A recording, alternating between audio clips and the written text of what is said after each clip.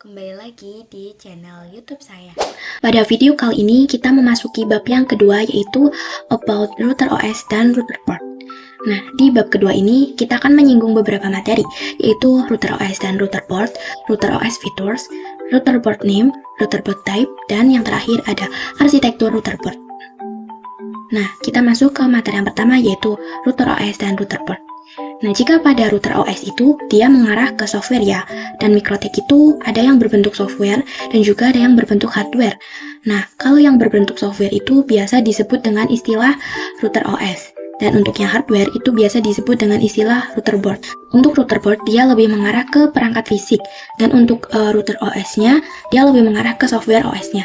Nah, router OS ini dia berbentuk OS, jadi dia bisa diinstal di PC ataupun server sebagai VM ini. Nah, router OS dengan standar Alone Operating System berbasis Linux versi 3.3.5 kernel. Nah, setelah itu jika ada pertanyaan kenapa router OS itu bisa diinstal di PC, nah kalau misal kita install di PC itu, kita bisa custom dengan prosesornya, itu apa RAM-nya berapa, RPC-nya berapa. Nah, kemudian misalkan ada problem dan ada bagian yang rusak, maka yang perlu diganti hanya backline card-nya saja. Nah, kalau misalkan router port, maka yang diganti itu semuanya, tidak hanya backline card-nya saja. Nah, kemudian untuk jenis produk mikrotik router OS itu diantaranya ada mikrotik X86-bit. Nah, di sini terdapat banyak jenisnya ya teman-teman, seperti Aneto, terus ada juga Dinara, lalu ada juga mikrotik X86-bit yang jenisnya Okma, dan masih banyak yang lainnya. Nah, lalu berikutnya adalah router port. Nah, router port ini lebih mengarah ke perangkat fisik ya, jadi dia built-in hardware. Jadi dapat kita ketahui bahwasannya mikrotik itu banyak sekali fitur-fiturnya. Jadi segala fitur yang terdapat pada mikrotik itu bisa tersedia ataupun bisa bergabung dalam satu perangkat saja. Nah, jadi dalam perangkat router port ataupun dia memiliki perangkat pecahannya. Jadi router port itu dibuat untuk menjalankan sistem operasi router OS. Jadi router port itu OS-nya juga router OS. Jadi semuanya kembali lagi pada istilah mikrotik. Jadi semuanya kembali lagi pada prinsip kita. Kalau misalnya ingin yang lebih simpel, itu bisa menggunakan router port. Dan kalau misalnya yang router OS-nya diinstal di PC ataupun di server, maka kalian bisa custom berapa hardware-nya, berapa RAM-nya.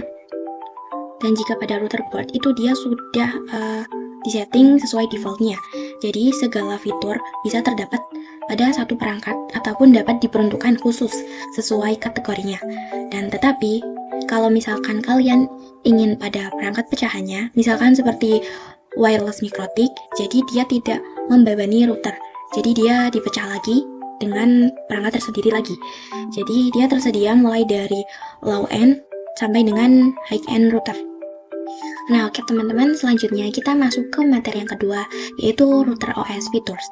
Nah, fitur mikrotik itu banyak, diantaranya seperti wireless network, routing, firewall, QoS ataupun bandwidth management, point-to-point tunneling, user management, dan yang terakhir ada juga tools. Nah, fitur-fitur yang tersedia ini bisa tertanam pada satu perangkat ataupun bisa dipecah menjadi perangkat yang terfokus. Nah, kita bahas yang pertama dulu, ada yang namanya support plus network. Jadi, wireless itu nirkabel ya, kalau kalian belum tahu. Jadi, wireless network itu sudah tertanam pada mikrotik saat ini. Dan wirelessnya ada yang diperuntukkan untuk indoor dan juga ada yang untuk outdoor. Dengan standar supportnya yaitu A, B, G, N, dan AC. Nah, untuk yang indoor, misal contohnya adalah cap wireless mikrotik. Dan untuk yang outdoor, itu contohnya ada point to point, ada juga yang namanya point to multipoint. Nah, untuk contoh yang point to point itu seperti SX TSQ mikrotik. Nah, seperti ini ya teman-teman. Nah, kemudian juga ada LHG AC mikrotik. Jadi dia bentukannya seperti ini. Dan setelah itu ada juga Dynadius mikrotik. Nah, seperti ini. Nah, lalu untuk contoh yang outdoor, multi to point, itu contohnya seperti Menbox mikrotik, seperti ini. Lalu ada juga amnitic mikrot. Nah, seperti ini. Nah, setelah itu berikutnya juga ada yang namanya routing.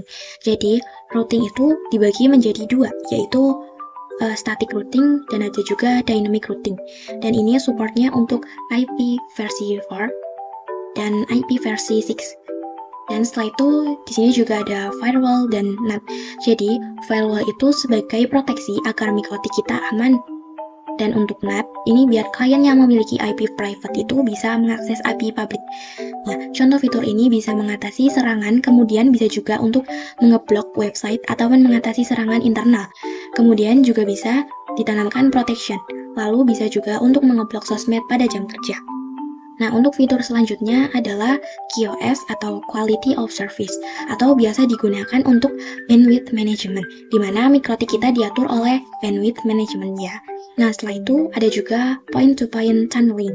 Jadi ada yang PPTP, PPPoE, SSTP, dan OpenVPN yang digunakan misal ketika kita menggunakan point-to-point tunneling ketika kalian ada yang remote server dari jarak jauh.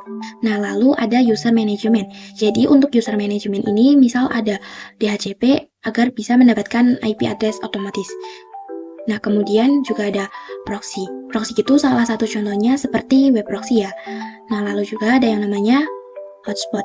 Misal ketika kita menggunakan fitur hotspot pada klien yang connect itu, nanti kita berikan portal autentikasi. Misal dikasih user password atau password saja. Kemudian juga ada radius dan lain sebagainya. Dan nah, yang terakhir itu ada tools. Jadi, mikrotik kita bisa digunakan untuk bandwidth test, kemudian torch, lalu mapping, lalu MRTG, dan lain sebagainya. Jadi, dia digunakan untuk uji coba maupun mengecek-ngecek. Nah, perlu diketahui juga bahwa mikrotik itu sebuah router yang menghubungkan jaringan tertentu dengan jaringan yang lain. Nah, dengan adanya fitur-fitur yang lain juga di satu perangkat yang sama ataupun terpisah. Oke, kita lanjut materi yang akan kita bahas pada materi yang akan kita bahas adalah pengkategorian nama, tipe, dan juga arsitektur yang tersedia pada mikrotik router bot.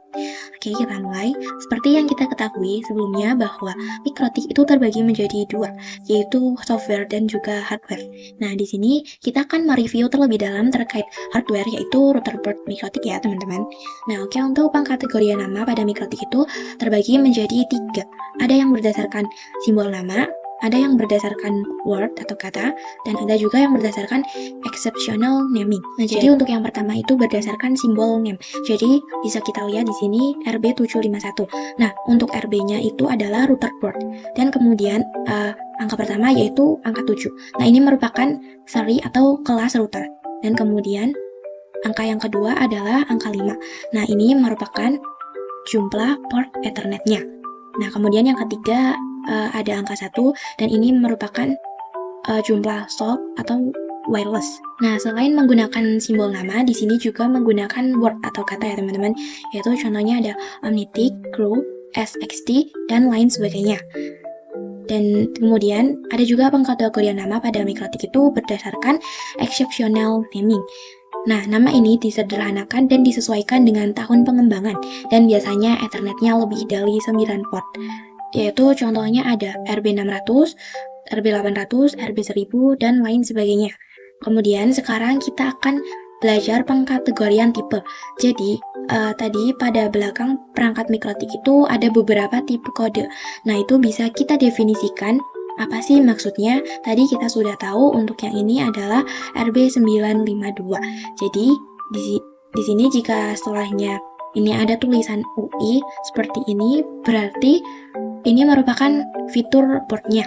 Nah, setelah itu kita juga akan mengenal arsitektur router port menjadi nama, seperti PC ya. Dan kalau misalkan PC itu arsitekturnya yang ada X64 dan juga X86, akan tetapi untuk mikrotik itu lebih dari itu. Ada yang namanya MIPS-PA, SMIPS, dan lain sebagainya. Nah, di arsitektur router port dibedakan berdasarkan jenis dan kinerja prosesor. Software OS-nya untuk setiap arsitektur itu berbeda. Nah, untuk melihat arsitektur mikrotik yang lebih detail dan lengkap, kalian bisa kunjungi di www.mikrotik.com/download. Sekian video pembahasan dari saya. Jika ada salah kata, mohon dimaafkan. Sampai jumpa di video saya yang selanjutnya ya. Dadah.